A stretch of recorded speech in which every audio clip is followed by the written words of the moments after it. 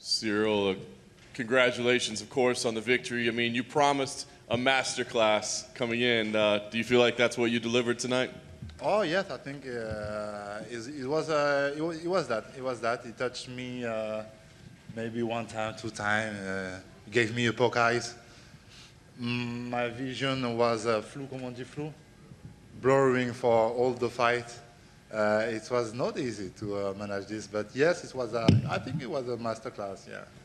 Let's talk about the feel coming in, right? We worried, how would you perform in front of the huge crowd, in front of the boos, and the first big event. Was the feeling any different? Any pressure? Any nerves more than the fights at the Apex? No, we laughing. It was just handsome. It was the show was really perfect. It was not for us, but it was like it was a little bit like for us, but it was for Derek Lewis. But yes, this was awesome. The fun when the light put down, the music, the entrance of Derek Lewis with the screen. The screen, what is that? The screen. It was really crazy. Really great show. Obviously, Derek Lewis, we know what he brings to the cage, right? It's the big right hand, the one big shot. You knew what you were going to face, but how was it being in there? Was it exactly as you expected? Was he a little faster? Was he stronger? What was the feeling there? The feeling was exactly what we expected. Exactly what I expected. That's why he never touched me. He never touched me. Never touched me. Every time, maybe he land 10 times his right hand. He never touched me 100%. And because we work on it, because we expected on it, and we did it well. You fought very intelligently, and then the third round, you really kind of turned it up a little bit and got the finish. What did you see to say, okay, now's the moment to really attack? Because obviously when you attack, you put yourself at risk.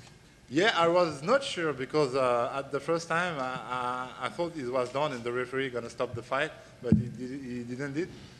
Yeah, at the second time my coach said, let's go. All the coach, all the team say, let's go. So I do it, and yeah, the referee stopped it. It's still very early in your career, but there you are with the UFC belt. Can you just say what this moment means to you right now? I don't know exactly.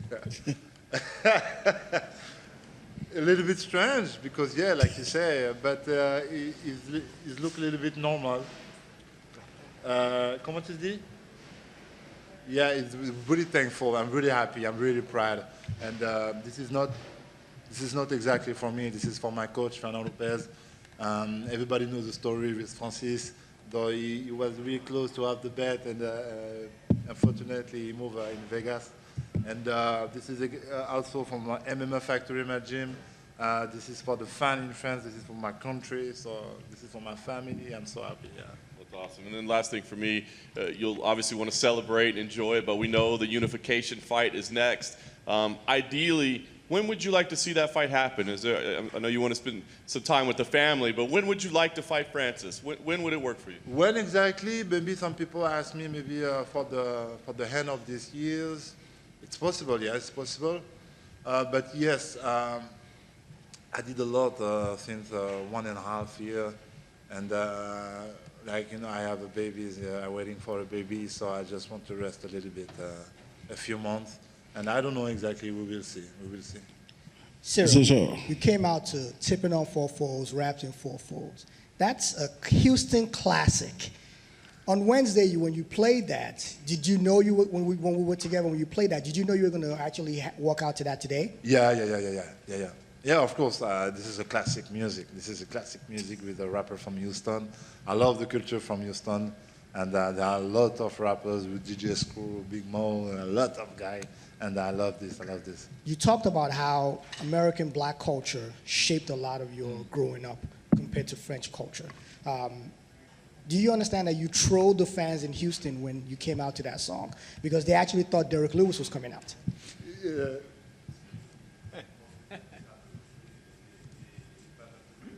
Yeah, because I think he thought it was for Derek Lewis' song, and it was mine. So it was at first, ooh, and a few seconds after, when he saw my face, it was a boo. It was a little bit funny, yeah. Now, has it set in yet that you are a superstar now in the UFC? Because you are the first French-born champion. Now, that's not just for France. That's for a lot of French-speaking countries as well, too. You are a bona fide superstar, even though it's an interim belt. Has that set in yet at all for you?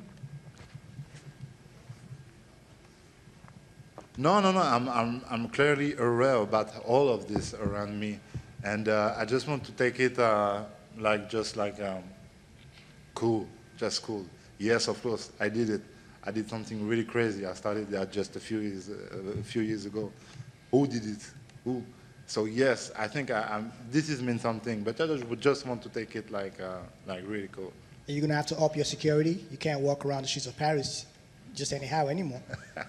No, the people are really nice with me, and I love to take time with us. Talk about Fernando Lopez, Benjamin Safati, and MMA Factory. Now, they had gone for the belt in the past, and it didn't work out. Yeah. If you had lost it, it would have been 0-2. Now that you guys actually have a belt, how important is it for the gym, for the fighters in that gym, not just the African fighters, but all the other fighters from Dagestan and all the other parts of the world, to see that it is possible, it's doable? Exactly. This is my message. When I started the MMA, when I did very well in my career, the message was exactly that. Yeah, everything is possible. Believe in yourself. I can do it. You can do it too. It's really possible. You are in the good gym. You have Fernando Lopez, Ben. You have the biggest trainer in France, in Europe, in the world, and you are on the good place, my man. You just believe on you, and you're gonna do it. Last question. Who's going to sleep with the belt tonight? You, your brother David, or Fernand? No, this is for my guys. This is for my guys. I don't know who exactly. Maybe at first it's going to be my big brother, because he lives in Boston. So you're going to fight? Okay, cool. At the hotel, at my night, guys, a fight with Fernando Lopez and my man. Ciryl here. Congratulations, brother. Thank you. Now that you got that belt, do you feel you're the best heavyweight in the world? I don't know. I ask you the question. What do you think? Hey, you put on the show today, man. You shut out one of the heaviest hitters in UFC history, so props to you. Oh, yeah, good. Yeah, I think I'm one of the best of the world now. I think this has meant something, so yes. No, I said, do you think you are the best? I don't want to say that, because the champion is still Francis Ngannou, and I must to fight all the guys of the roster to be the best. I think I need to prove. I just started, so I need to prove for a few years, and after that, maybe I'm gonna say, yeah, I'm the best. Dana said that that's the next fight. Is there a real beef between y'all, or is it just competitive? Like, who is the better guy?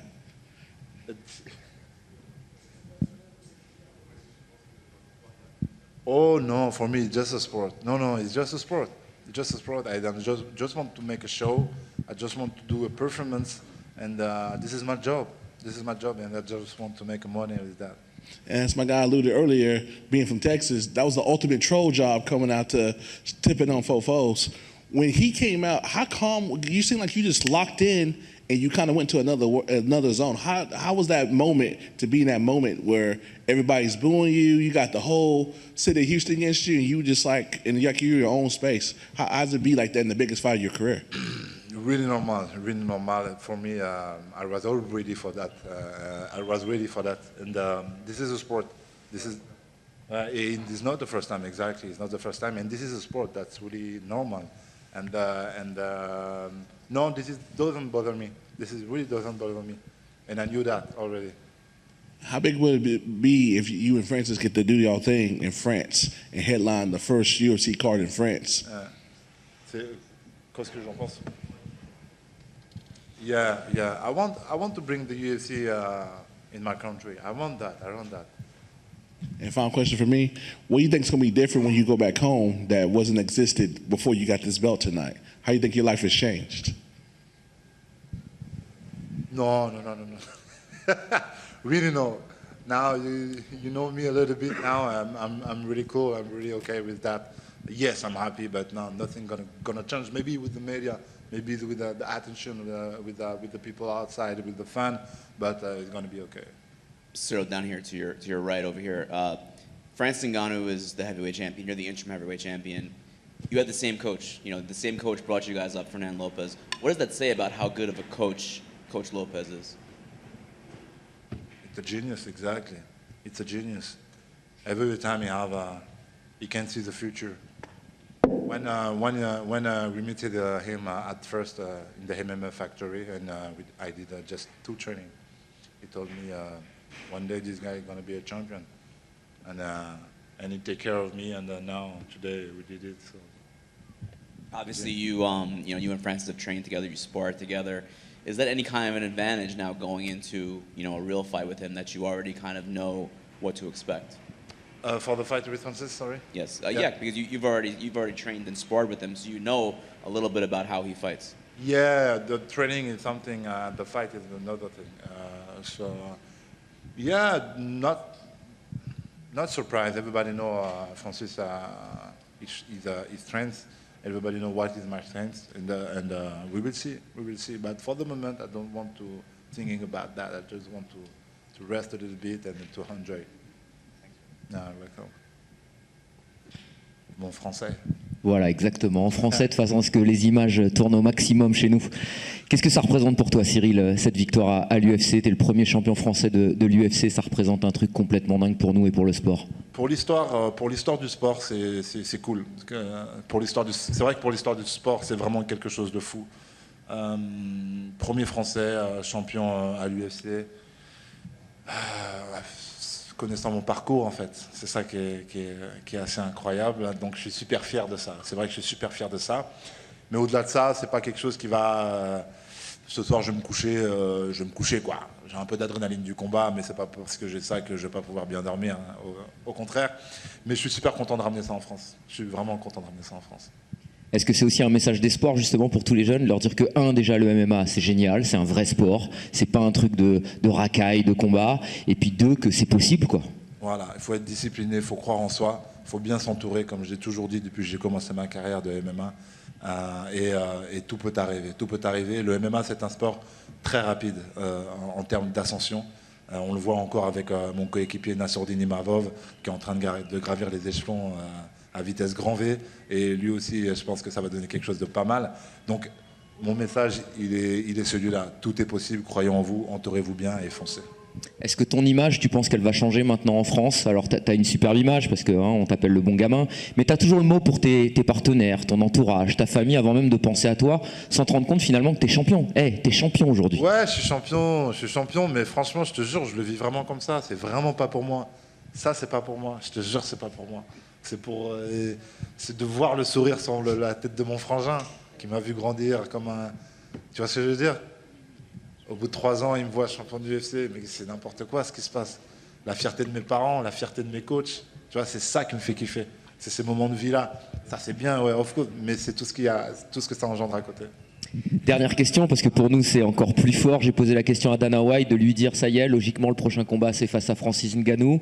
Ça peut être à la fin de l'année, alors il y a les problèmes de Covid, etc. Mais ça peut se faire à Paris. Qu'est-ce que ça représenterait pour toi de combattre pour la ceinture de champion régulier face à Francis Ngannou, l'ancien du MMA Factory, avec l'histoire qu'il y a avec Fernando Lopez, devenir champion du monde face à ton ancien coéquipier quoi, à la maison? Ce serait super. Franchement, si ça pouvait se faire en France, ce serait super. Ce serait vraiment super. Et on va tout faire pour que ça se fasse en France. Et ce serait un bon départ pour l'UFC en France. Ce serait un énorme départ. Et je pense qu'on ne pourra pas faire un meilleur départ en tant qu'événement en France pour l'UFC. Je pense que ce serait un très très gros succès. Et ce serait une fierté d'apporter ça en France, bien sûr. Félicitations de façon personnelle, puisque tu es un bel ambassadeur. Continue. Merci beaucoup, c'est gentil. Congratulations, champ. Thank you. I don't know if you heard, but Dana White announced there's an extra performance bonus. So you got extra 50K? Thanks to this gentleman right here, actually. He suggested it. So. Beautiful, thank you. Give him 10%. Thank you. But now that you've defeated Derek Lewis, can you share maybe some of your game plans or what you were training specifically to fight Derek Lewis? Was it difficult to train for him, or was it just you just got to watch out for this one thing? No, it was not really difficult.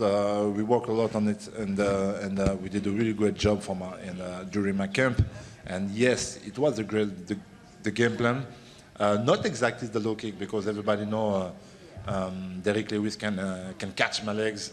He likes to do that, catch the legs and go with his right hand. So he was not exactly on the low kick.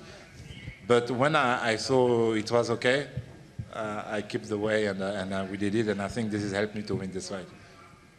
And you've said consistently that this is a sport. This is a sport. Yeah. This is just competition. But this is a very scary person across the cage from you. You don't look nervous. You don't seem scared. But are you inside or no, not at all? It's just like playing a game of basketball or football. Exactly. No, you're gonna know me better and better, more and more. I'm like that. I'm really like that. I'm not an actor, and when I started, I was like that. After 3 years for the belt, entering belt, I'm like that. Tomorrow, I'm gonna be like that too. I'm okay with the whole situation. This is a sport for me. I just have a good feeling with me, around me, and that's it.